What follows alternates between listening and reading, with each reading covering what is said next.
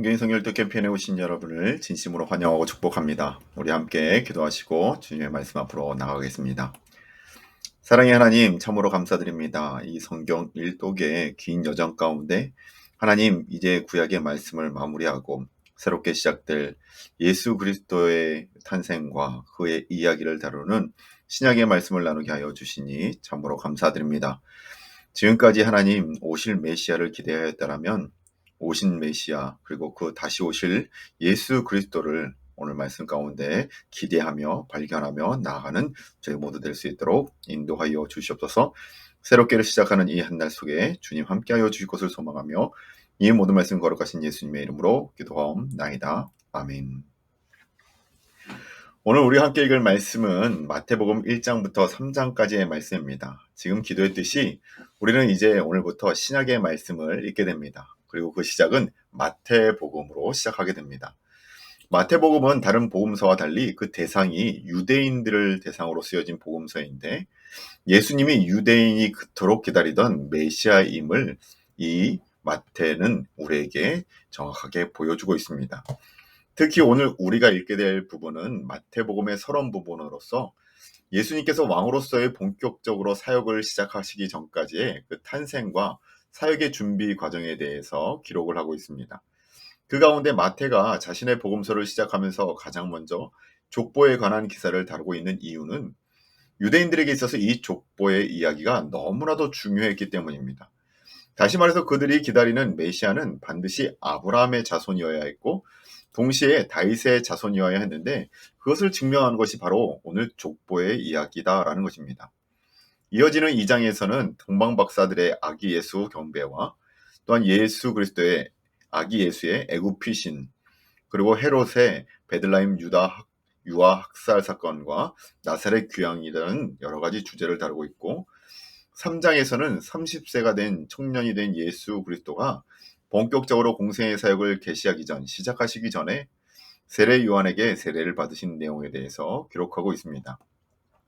이러한 예수님의 공생의 전에 일어난 일들을 통해 마태는 예수님의 메시아 되심을 증명하고 심지어는 하나님께서 직접 이는 내 사랑하는 아들이요 내 기뻐하는 자라는 말씀을 통해 예수님의 정체성을 공고히 하고 있습니다. 그래요. 우리가 믿는 예수님이 어떤 분이시며 또한 누구이신지를 아는 것이 너무나도 중요합니다. 그래야 우리가 제대로 믿고 제대로 의지할 수 있기 때문입니다. 우리의 믿음의 대상이신 예수님이 누구이신지 말씀을 통해 확실히 깨닫는 우리 되기를 소망하며 오늘의 말씀 마태복음 1장부터 3장까지의 말씀을 우리 함께 읽도록 하겠습니다. 마태복음 1장입니다. 아브라함과 다윗의 자손 예수 그리스도의 계보라.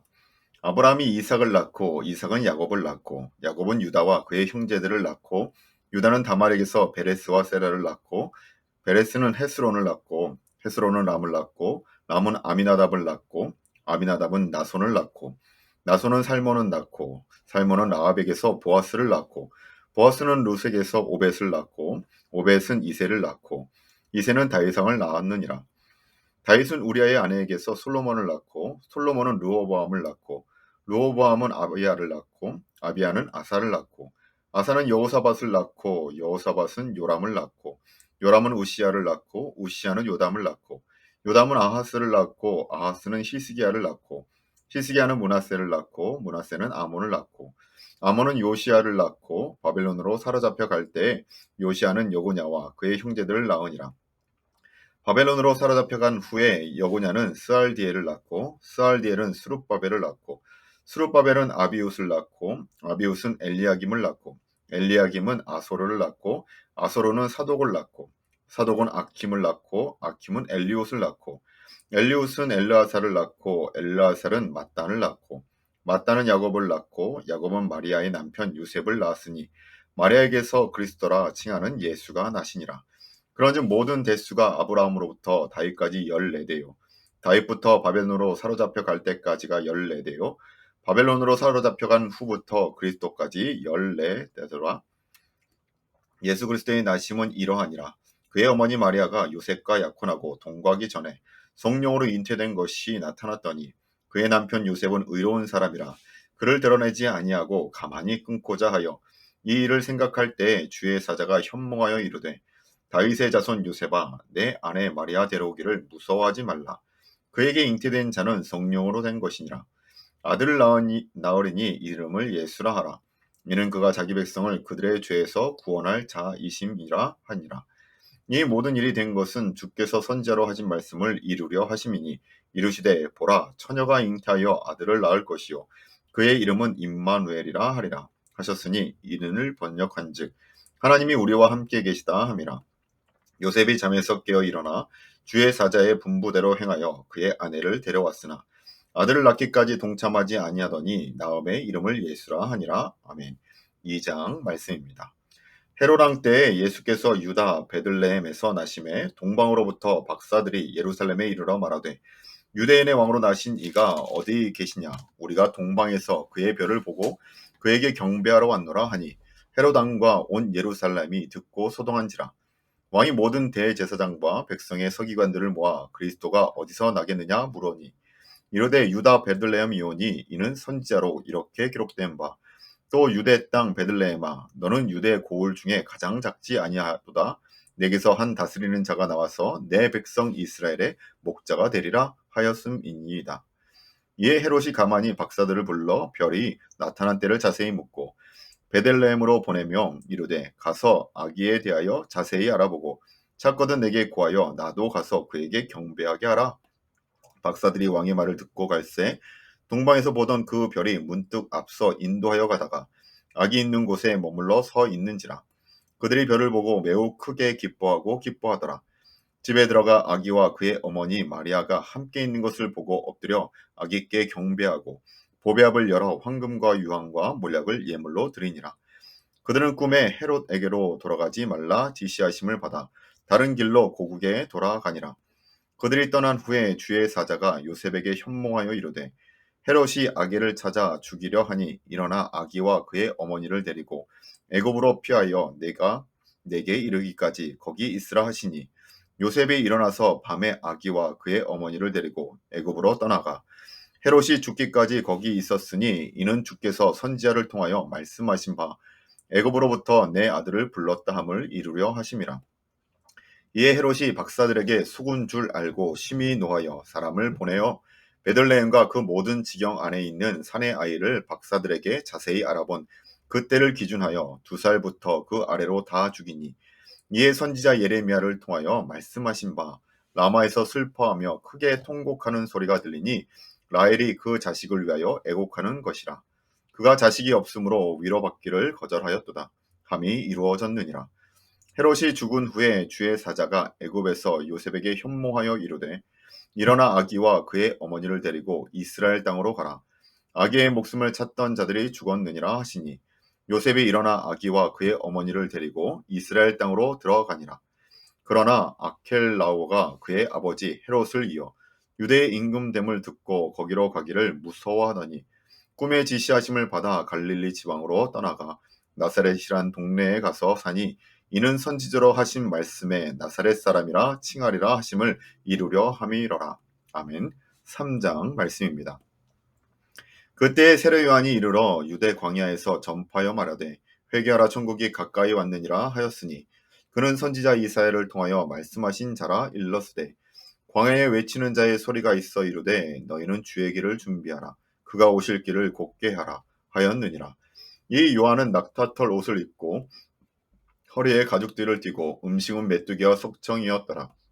그때 예루살렘과 온 유대와 요단강 사방에서 다 그에게 나와 자기들의 죄를 자복하고 요단강에서 그에게 세례를 받더니 요한이 많은 바리새인들과 사두개인들이 세례 베푸는 대로 오는 것을 보고 이르되 독사의 자식들아 누가 너희를 가르쳐 임박한 진노를 피하려 하더냐. 그러므로 회개에 합당한 열매를 맺고 속으로 아브라함이 우리 조상이라고 생각하지 말라. 내가 너희에게 이르노니 하나님이 능히 이 돌들로도 아브라함의 자손이 되게 하시리라. 이미 도끼가 나무 뿌리에 놓였으니 좋은 열매를 맺지 아니하는 나무마다 찍혀 불에 던져지니라.